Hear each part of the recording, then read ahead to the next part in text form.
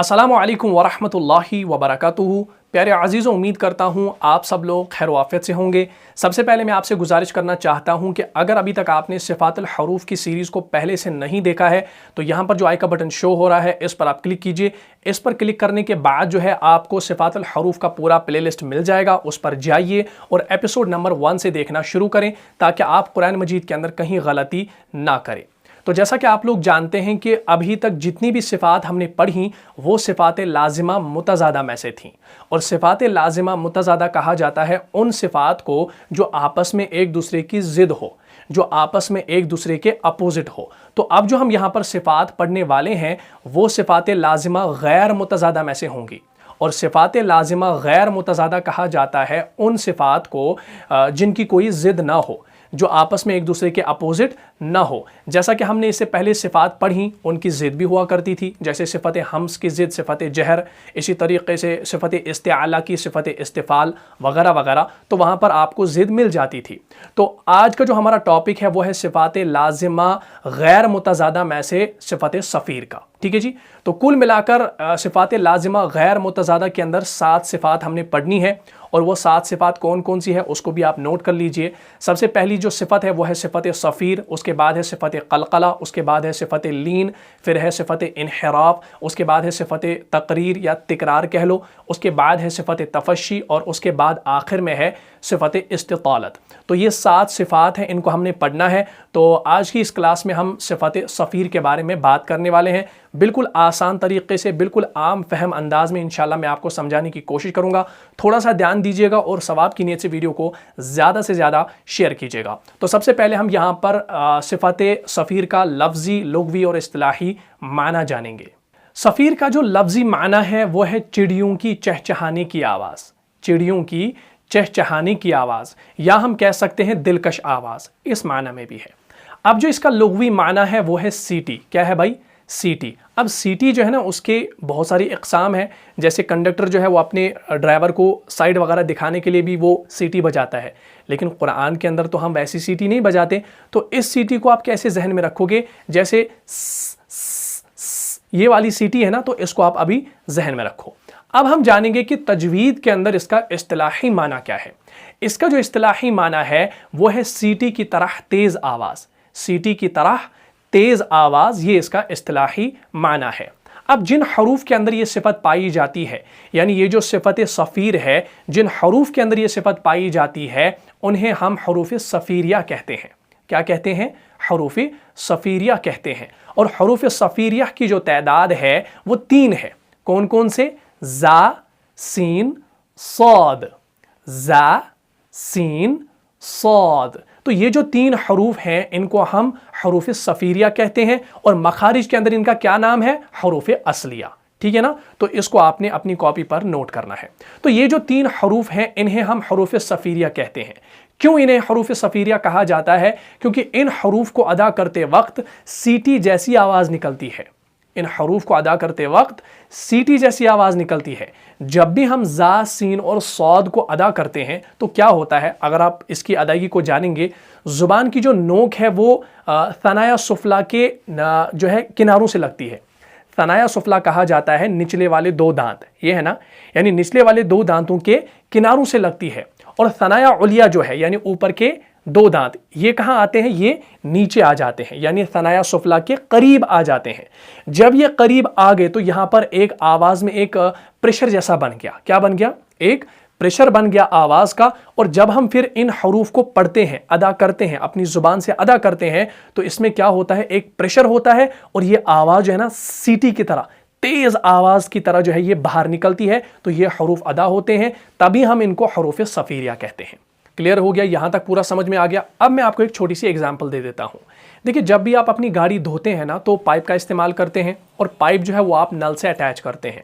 अब जितना प्रेशर नल से पानी का होगा उतना ही पाइप से निकलेगा, लेकिन जब आपने पानी का प्रेशर इंक्रीज़ करना होगा तो आप क्या करेंगे? आप पाइप के सामने ऐसे उंगली रखेंगे या अंगूठा रखेंगे, तो पानी का जो फोर्स होगा ना वो बढ़ जाएगा।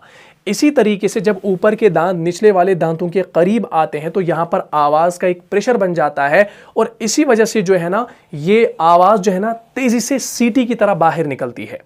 تبھی جا کے جو ہے یہ زا سین اور صاد جو ہے ان کے اندر سیٹی پائی جاتی ہے، کیونکہ یہاں پر آواز جو ہے نا وہ پوری فورس کے ساتھ باہر نکلتی ہے، تبھی ہم ان کو حروف صفیریہ کہتے ہیں۔ مجھے امید ہے آپ کو یہ سمجھ میں آیا ہوگا۔ اب ہم ان حروف کی مشق کرتے ہیں۔ سب سے پہلے ہم یہاں پر حرف زا کو لے لیتے ہیں۔ زا جو ہے یہ مرقق ہے، یعنی یہ باریک پڑھا جانے والا حرف ہے، اس کو موٹا نہیں پڑھا جاتا کیونکہ اس کے اندر صفت استفعال بھی ہے۔ اس چیز کا آپ نے خیال رکھنا ہے، اس کو منہ بھر کے بالکل نہیں پڑھنا ہے۔ جیسے ہم پڑھتے ہیں زا زبر زا، زا زیر زی، زا پیش زو، اس کا مخرج پتہ کرنے کے لیے جیسے حمزہ زا زبر از، حمزہ زا زیر از، حمزہ زا پیش از، از از از، تو یہ سٹارٹنگ میں ز کا ساؤنڈ آ رہا ہے نا، اسی کو کہا جاتا ہے صفیر۔ تو معلوم ہوا حرف زا کے اندر صفت صفیر بھی ہے۔ کلیئر ہو گیا؟ تبھی جو ہے اس کے اندر سیٹی جیسی یہ تیز آواز پہلے نکل رہی ہے، ٹھیک ہے؟ جیسے قرآن مجید کے اندر ہے، سورہ بقرہ کے اندر آیت نمبر 3 کے اندر بسم اللہ الرحمن الرحیم وَمِمَّا رَزَقْنَاهُمْ را، یہاں پر آپ نے دھیان دینا ہے، را جو ہے یہ مفخم ہے، زا جو ہے یہ مرقق ہے۔ را کو موٹا پڑھنا ہے کیونکہ را کے اوپر زبر ہے، اور زا کو باریک پڑھنا ہے کیونکہ یہ مرقق ہے، اس کو باریک پڑھا جاتا ہے کیونکہ اس کے اندر صفت استفعال بھی ہے۔ رَزَقْنَاهُمْ را، رَزَقْنَاهُمْ رَزَقْنَاهُمْ، تو زا میں کیا ہوا؟ یہ صفت صفیر ہے۔ کلیئر ہو گیا؟ اس کے بعد والی آیت، آیت نمبر 4، اس کے اندر بھی دیکھ لیجئے گا وَالَّذِينَ يُؤْمِنُونَ بِمَا أُنزِلَ، تو یہاں پر بھی زا ہے تو اس کے اندر صفت صفیر ہے۔ اب ایک چیز یہاں پر آپ اور سیکھ لیجئے، نوٹ کر لیجئے، بہت سارے لوگ کیا کرتے ہیں، وہ والذین یا الذین میں غلطیاں کرتے ہیں۔ بہت سارے لوگوں کو میں نے سنا ہے وہ الذین کو الذین پڑھتے ہیں۔ الذین نہیں پڑھنا ہے کیونکہ وہاں پر زا نہیں ہے بلکہ ذال ہے۔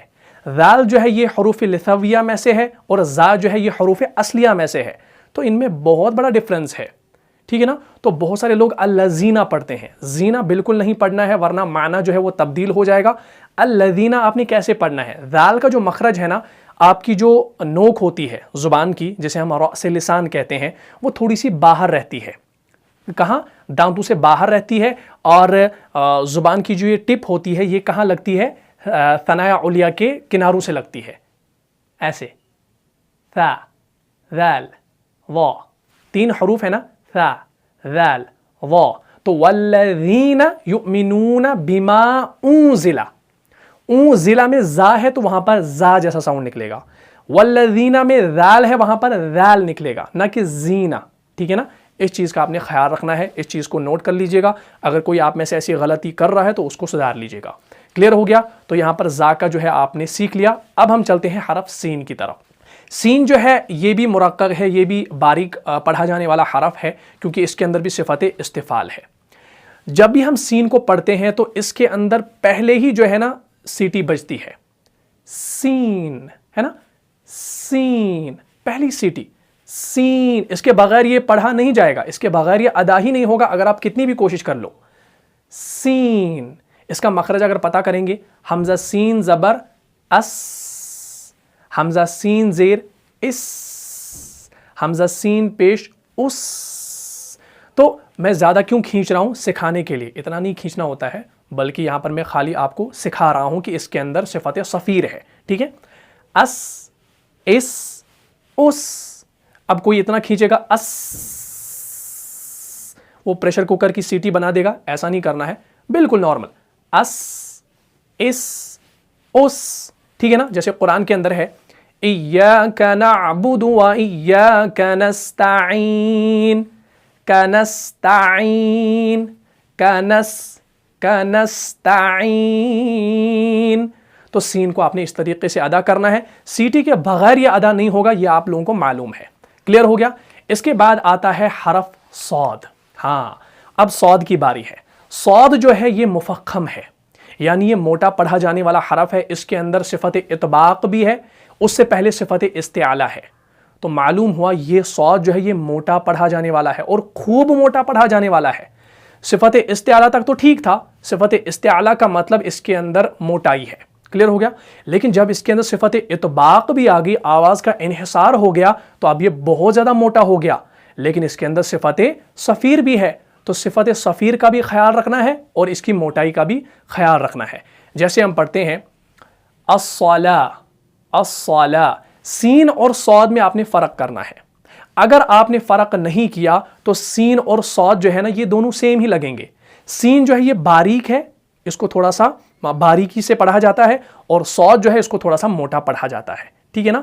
صاد، صاد، جیسے ہم پڑھتے ہیں صراط المستقیم، صراط المستقیم، پہلے صاد کو دیکھ لیجئے پھر مستقیم کے سین میں دیکھ لیجئے.